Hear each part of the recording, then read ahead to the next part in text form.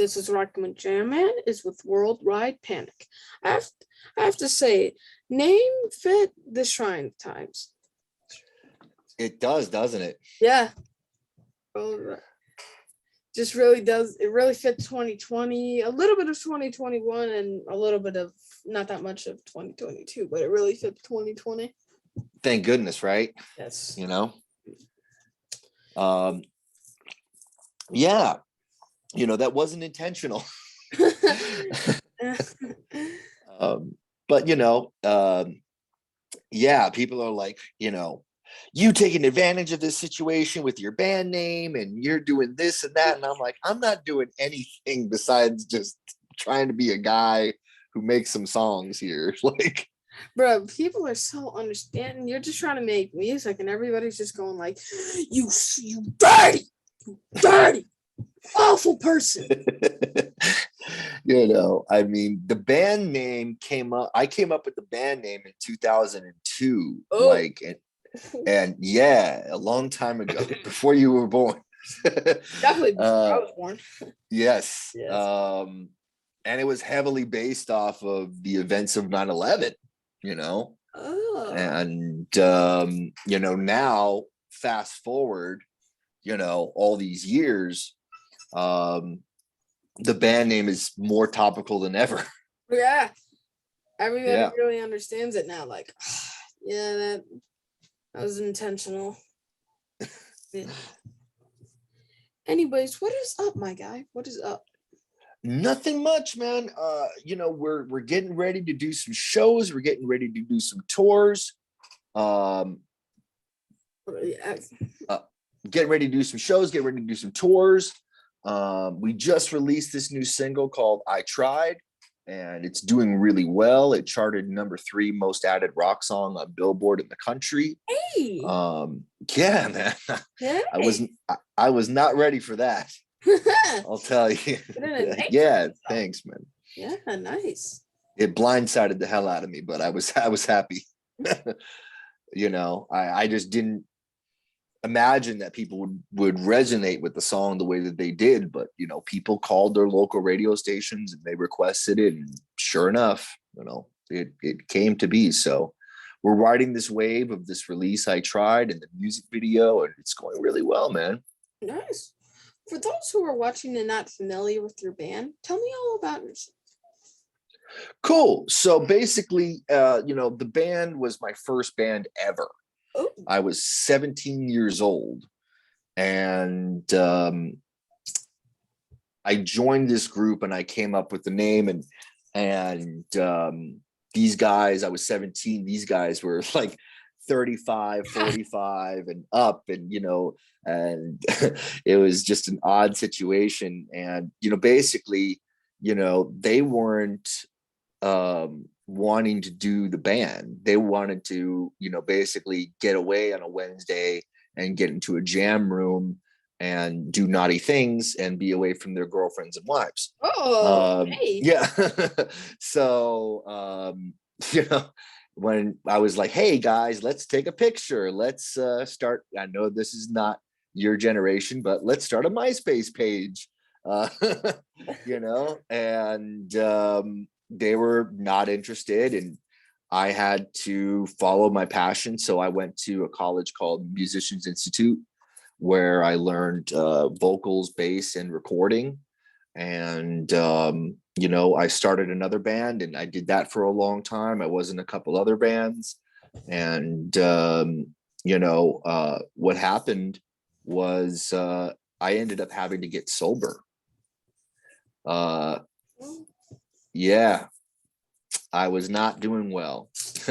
And I had to clean my act up, and I did. I'm 7 years sober to the day. Hey, yeah, thanks, man. And when I got sober, I kind of thought my music was done, and I got bored. And I decided I wanted to start another band, and I was like, okay, well, what should I call it? And I'm like, come on, you already have the band name, Worldwide Panic. Just call it Worldwide Panic. Yeah. So ever since then, we've done a bunch of tours. We've, played a bunch of festivals. We've toured with some of our favorite artists. We've, had, a couple Billboard successes, including this one, and our last EP did really well.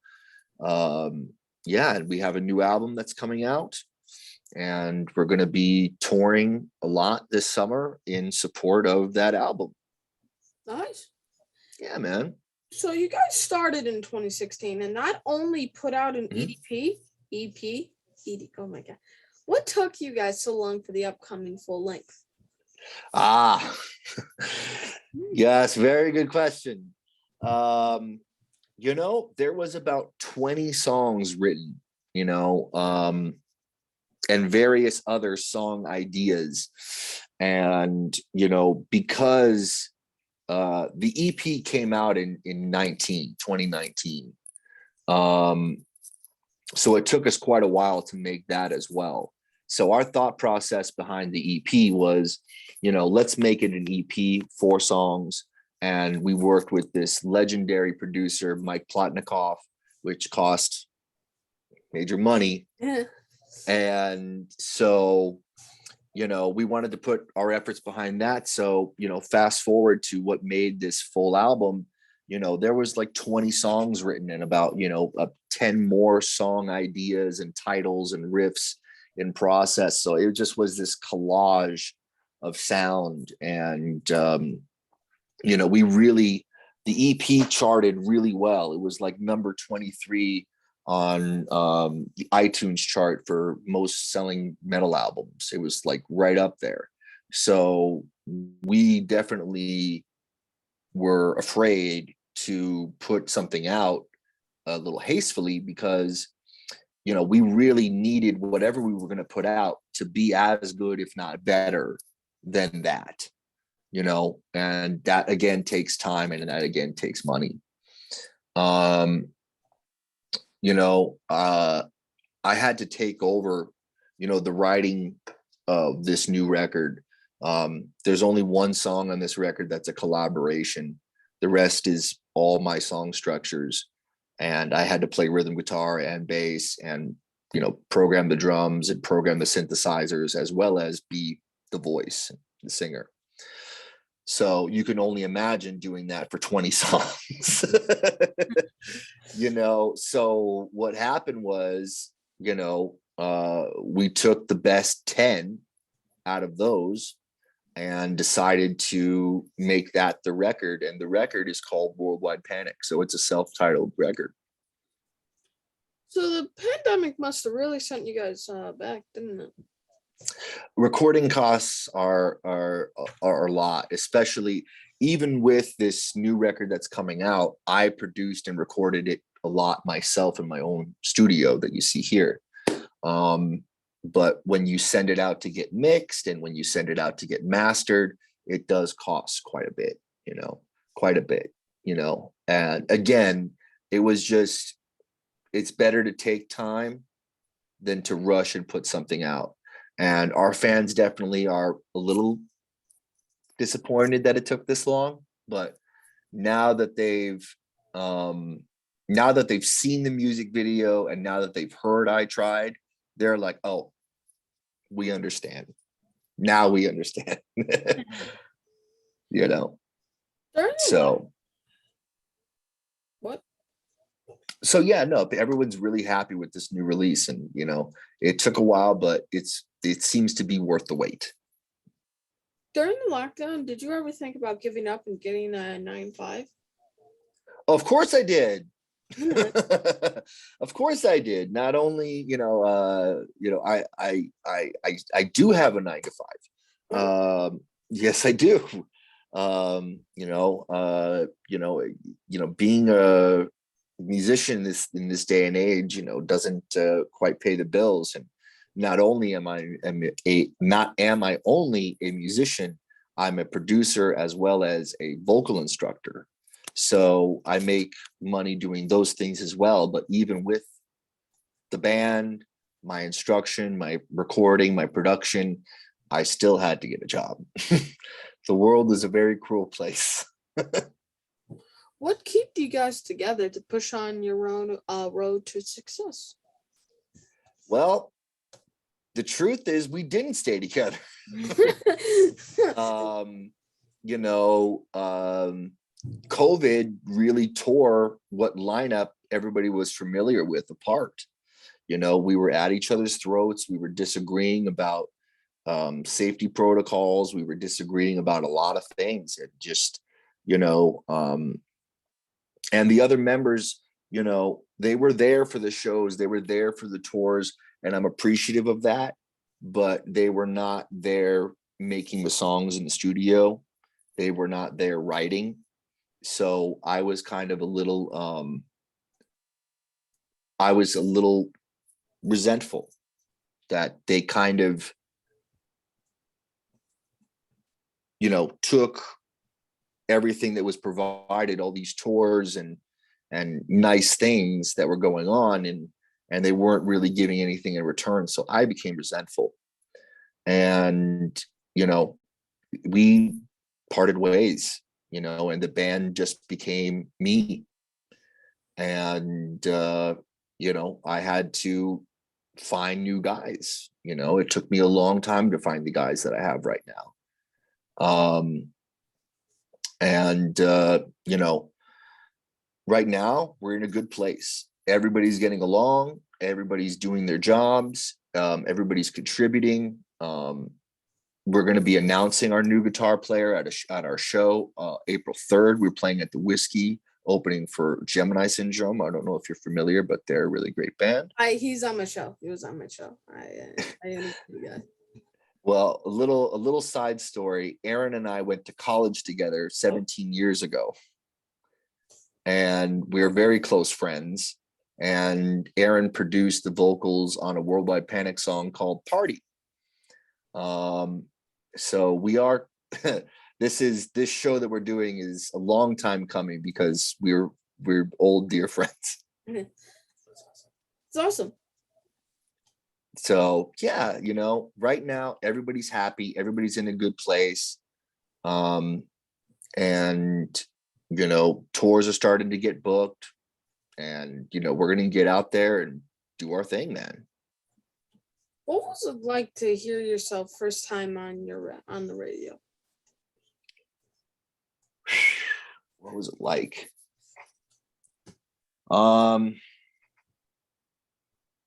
It was a trip, man. It was a trip. You know, I remember it was probably the tour that we did with a band called Flaw. And you know, we were on the way to a venue, and you know, my drummer at the time said, "Oh, dude, listen." And like he turned up the radio, and it was our cover of I believe it was our cover of Alanis Morissette, "You Ought to Know." And I was just like, whoa, like this is really cool. You know, but a lot of these things, man, it's best to play it cool, you know. Like, you know, the thing that really like made me freak out was the Billboard charting, because I wasn't ready for that, you know. Everything else I've tried to remain cool, like, hey, this is going in the right direction, because I don't want my head to get full of fantasy and all this other stuff, because there's so much hard work that goes into this. It's ridiculous, you know. I got to ask, whose idea was it to paint sleeves on your arms for the video? Cool, yeah. We're talking about the paint. Yeah. It's cool, right? Yeah. Yeah, I mean, we've always done war paint, so black and green war paint, and we wear, you know, our wardrobe. We've had a bunch of different generations of the vest and what we wear. Go to Vietnam. Sorry? You should go to Vietnam, bro. I'm getting you out. Go to Vietnam. Oh no, I don't want to go to Ukraine. I don't want to go to Vietnam. I don't want to do any of those things. Yeah. but yeah, what it symbolizes um is going to battle with our inner selves to become the person we were meant to be inside. That's actually the story of why we wear war paint. So this track is off your Death album coming out later this year. Yeah. Your date. Mm-hmm. Okay. What kind of tracks can we expect on the rest of this album? Good question. This is going to be a cornucopia. I know that's a big word for a 10-year-old, but that means a great diverse amount of sound. There's going to be tracks like I Tried that, are the catchy radio stuff that people like. There's going to be tracks that are more heavy and more industrial. There's going to be tracks that, are just straight headbangers. There's going to be tracks that are faster and make you want to go in a mosh pit and go in a circle. And there's even an acoustic song that shows a totally different side of Worldwide Panic entirely. So people are going to be in for a ride for sure. I'm just going to say, I just took that very offensively. What you did. I'm so sorry. That's a big word for a 10-year-old. I don't think this is a regular 10-year-old you're talking to. Now is it? I don't think so either. No. You're asking very good questions, better than people like 4 times your age. So yeah, I thought maybe you should have thought about that before you opened your mouth, didn't you? I should have. I should have. I'm giving you a hard time, and you really were falling for it. My God. I'm giving you a hard time, man. I got it too easy in life anyway. You can bust my chops anytime. All right, here we go. Man, you gonna talk smack to a 10-year-old like that, bro? Now, who do you think you talking to? I'm better than a 40-year-old. Woo! I'm giving you got some confidence. You got some confidence. Hey, you gotta need confidence in this world. Yeah, man. You're darn right. So, Lane, you said, I'll share a controversial opinion now. Listen, COVID is a real period. Let's move on. If you're a band or an artist and you have to have particular fears, that cause you to continue to cancel tours and cause you much of a pussy to go out there and do your job. Maybe it's time to take up and break work. Holy crap, did you read that? Oh my God, I can't believe you read that. I'm cracking up. I'm dying over here. Yeah, those are my words. What you said? It's what I said. I can't believe you said that. Oh my God. I feel so bad now. Look, it's true, it's like, get with it or get out of the way. There's bands that are hungry, like mine, like Gemini Syndrome, like all these other bands. There's bands that are hungry right now. If you have a problem with it, stay at home. Just don't bother us. Don't book tours and cancel them. And what's going on is, and I'll tell you truth, which, maybe some artists won't go this deep with you, but I'll tell you what's behind the curtain. And some of these tours are, we don't do them anymore, but some of these tours are called buy-ons, where bands are having to pay to go on these tours with these bands. So check it out. These bands pay to go on tour with this band, this, that, the other. I won't name names. Okay, no. You don't have to. But what happens is the contract doesn't state what happens if there's a cancellation. So all these booking agents are stealing money from bands. That's sad. They're stealing thousands of dollars from bands and never giving it back. And contractually, they don't have to, because the bands weren't smart enough to negotiate and do the right thing. So it's not only fans who are getting let down by these cancellations, it's bands that are trying really hard to work their way up the ranks that are getting the sour end of the deal. Did that happen to you? It did not. I would never allow that to happen. Well, I guess they learned the lesson. Life's not fair. The hard way, the hardest way, Maybe. So Just sad, it's very sad, and people are generally okay with being sleazy, and that's a problem.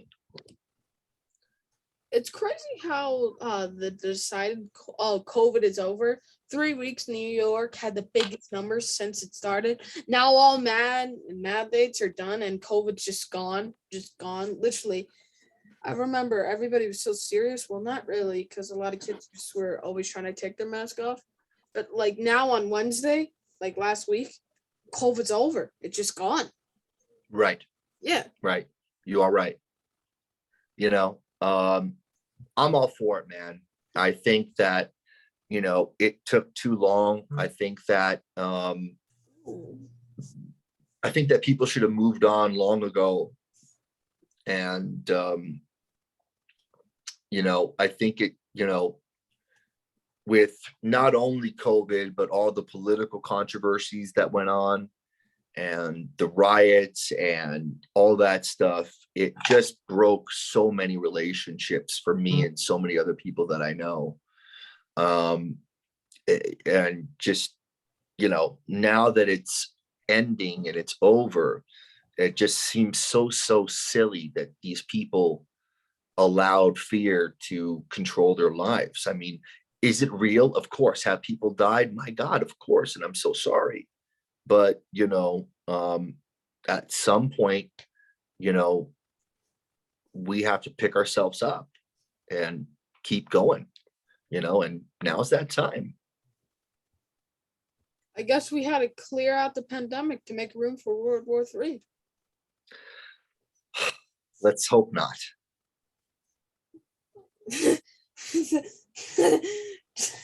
I'm sorry. Oh my God, I'm sorry. I was giving you. Sorry. I really hope not either, though. I hope not. I know people who live in Ukraine and they're telling me wild stories, and I have family members who are flying to Poland to necessitate making food for all the refugees. I mean, this is terrible. It's just absolutely terrible. Do you want to make some, can you tell us some of these stories? Do you mind? Oh, I don't have any personal stories. I just know that some family members of mine are, going to Poland and helping with the refugee situation. I know, I know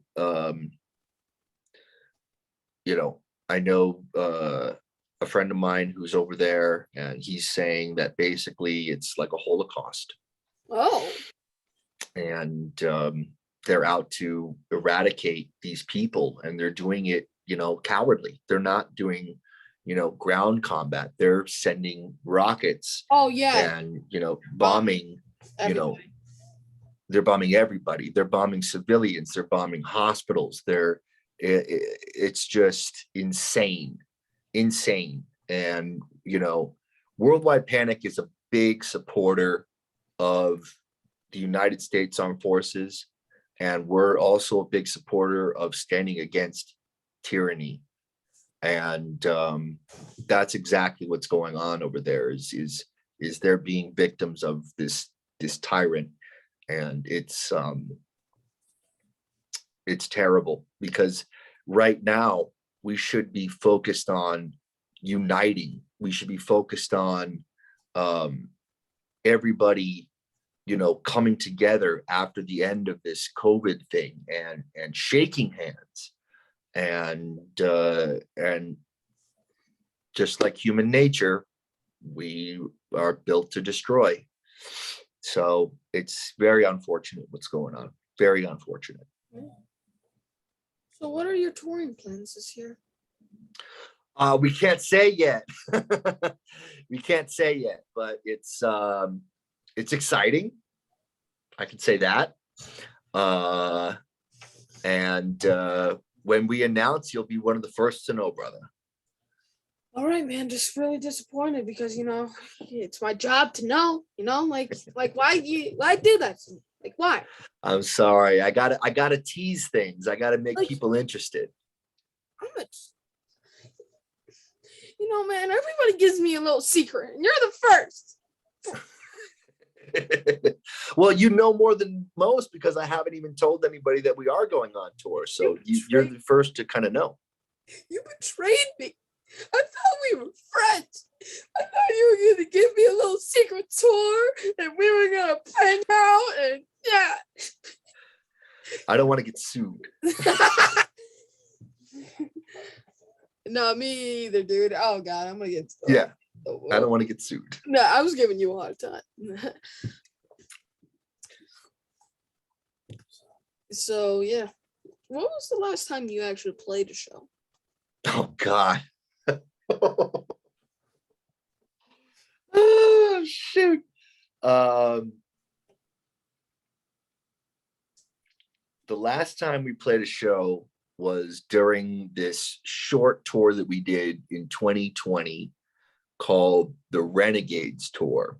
So I wanted to be against the grain. Everybody was canceling. Everybody was doing this, and I wanted to show strength and go out there and tour against the elements and all this stuff. So we got on a plane and we went to the Midwest and we toured Indiana, Iowa, Wisconsin, and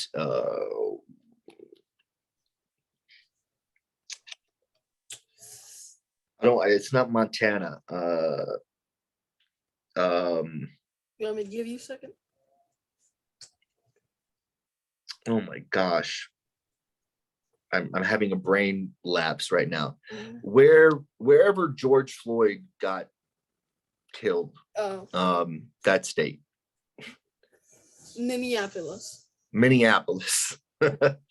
Yeah. So that was our tour. And man, was it really hard because some people weren't ready to come back out and some people were, and we were getting messages that we were being, insensitive. We were getting messages that people thought that because of our band name, that we were taking advantage of this horrible situation. It was a terrible tour for us. It was the worst what we have ever done. And,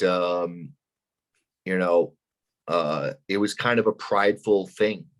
It was done out of pride. And that's never a good reason, So the last time Worldwide Panic has graced a stage was August of 2020. Well, that sucks, man. I'm sorry you had to go through that. It's okay. We gotta go through some rough times to enjoy the better times more. Was it when he died? Was he dead? Pardon? It was very close. Oh, very close. And there was a lot of civil unrest. And when we entered Minnesota, we got somebody who was angry at something who ran our tour bus off the road and wanted to start an altercation with us. And I'm very serious. And it was scary. I had to get out of the van and I had a fire extinguisher in my hand and I was going to use it. and because I had to protect my bandmates and myself, and this person drove off after they left us in a ditch on the side of the freeway. They like, and we went on and performed our show anyway. wow. I'm sorry, man. That's just, it's scary. Was it Terrifying. was it because of your race or something? Possibly. Oh, not cool, man. I guess that's how our country is now a little bit. Unfortunately, Who's calling you? unfortunately, Hey, man. but Sorry you had to go through that. I've gone through worse. I've gone through much worse, but now Worldwide Panic has tours and we're playing a show, our comeback show, and it couldn't be more excited. It's great. Just knowing that. And yeah, your question before, like, did you ever want to give up? And, for a while there, I was like, maybe Worldwide Panic would just be like a studio band, like, a band that just puts out records, and doesn't perform. I thought about that. Of course I did, but, in my core, I knew I just wouldn't be happy. I needed that connection. I needed to feed off that audience. And if I don't have that, my life is missing something. What is your favorite memory from playing the show? I'm sorry? What is your favorite memory from playing the show? Oh, gotta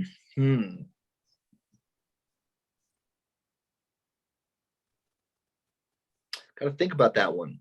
Okay.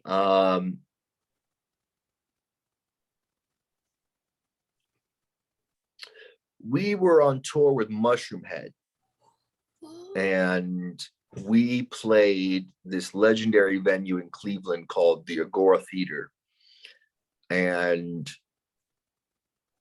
everybody was singing along. Like, everybody was in a great mood. The crowd was so receptive. I mean, there's a song called "Never Go Back" from Worldwide Panic, and it repeats itself enough times that if you never even heard the song, when the audience member, are supposed to sing "Never Go Back" again. And just this whole theater of people just singing in unison this song that most of them have never heard before.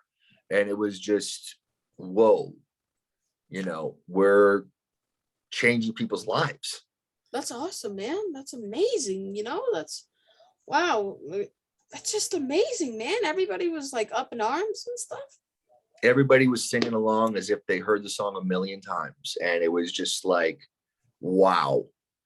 And, on that tour, we had a bunch of people come up and show us like their, WP tattoos on their forearms or arms. And then this one person, I believe it was in Salt Lake City, came up to me and said, "Can I talk to you?" And I said, "Of course." And they said, "I want to show you something." And I said, "Okay." And they lifted up their sleeve, and right here on their forearm, it said, "What is it like to love yourself?" And that is one of the lyrics in "Never Go Back." And me and this person just held each other and cried. Oh. It was that impactful, that a lyric that I wrote meant so much, to this person. Unbelievable. Do you have any rituals before you go on stage? Yes, I do. Yeah. The paint being one of them. As well as I do have to do vocal warm-ups, and they kind of do sound silly. So people make fun of me and it's okay, but yeah, I do vocal warm-ups and I paint. those are my rituals. Some pretty neat rituals, man. So Thanks, bro. yeah, dude. Let's get Thanks, bro. But yeah. But hey, yeah. Do you have any like superstitions? Knock on wood.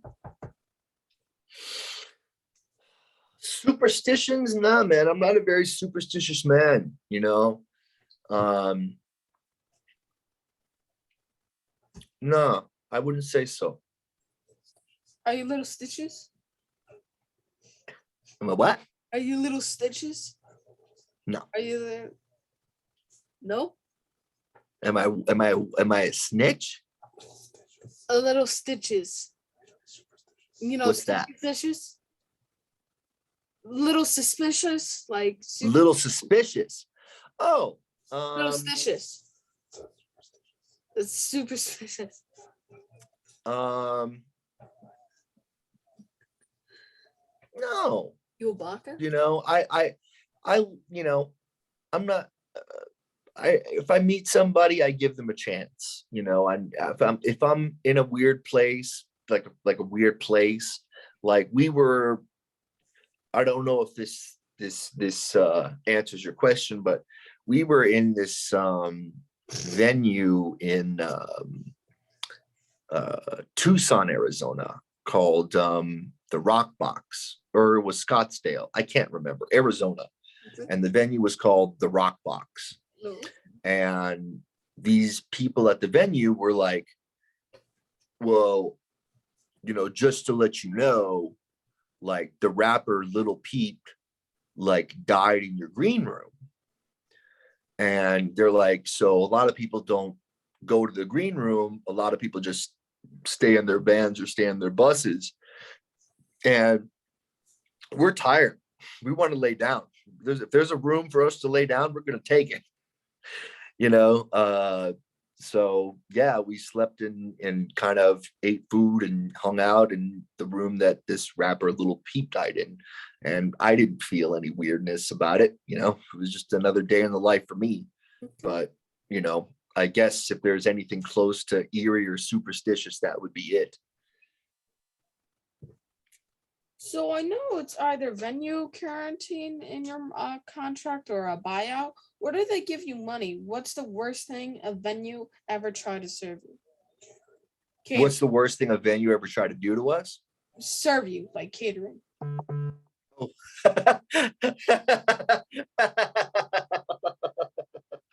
Oh man. So this was in my solo project. It wasn't in Worldwide.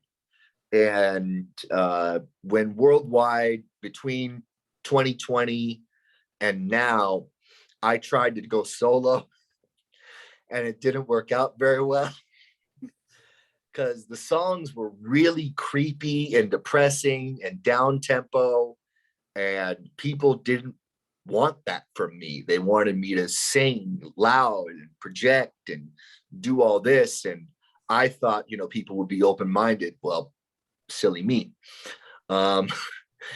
So, you know, I booked a little mini tour situation for my solo thing. And I was in, again, I was in Arizona. I was in Glendale, Arizona. And they're like, we'll give you X amount of money and we can give you some chicken wings.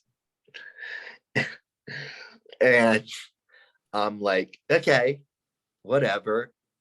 And I get there and it's the worst. Like, they must have been like 3 months old, frozen chicken wings that they're throwing in a microwave. And they're looking at me expecting to eat it. And I'm just like, I'm not even touching this. Oh my God. Yeah, you know, it was just like, it was wild. It was wild. I'm sorry, but I was about to fight you because I thought you didn't like chicken wings. So, you know, we were going to have I love chicken wings. I'm just saying we were going to have some problems. I love fresh chicken wings. Fresh. Buffalo, so you know, man, you're gonna hurt my food like that, bro. You're gonna hurt my national, bro, nah, bro, nah. I gotta take a minute, bro. You gotta. Oh, you just got me going. No, I love chicken wings. It's okay. And now I'm giving you a hard time, man. I'm really good at that. What do you do on your downtime for fun? Man, you know, I've been looking for the answer for that question for a long time. I'm really into horror movies. So I collect a lot of memorabilia, and I'm really into that. You know, I try to work out, stay in shape if I can, go to the gym. you know, I'm lucky enough to have a girlfriend, and I have a dog. She's in the other room right Can I now. see her? She can make an appearance on camera, can't she? Yeah, no. That's perfectly fine. I got my dog down. Okay, good. You want me to get mine? Lily, you're gonna be a star. Come here. Come here.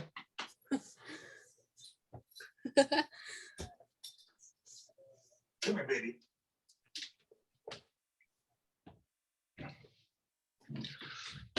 This is my hubby. Her name is Lily. And she's like this little love bug. She follows me around, and I can't even go to the bathroom without her coming in. So she's my little fur baby. Does she like being a star? Does she like being a little fur baby of a rock star? Does she like that? Why not? Yeah. How do my followers follow you? Say again? How do my followers follow you? Oh, good question.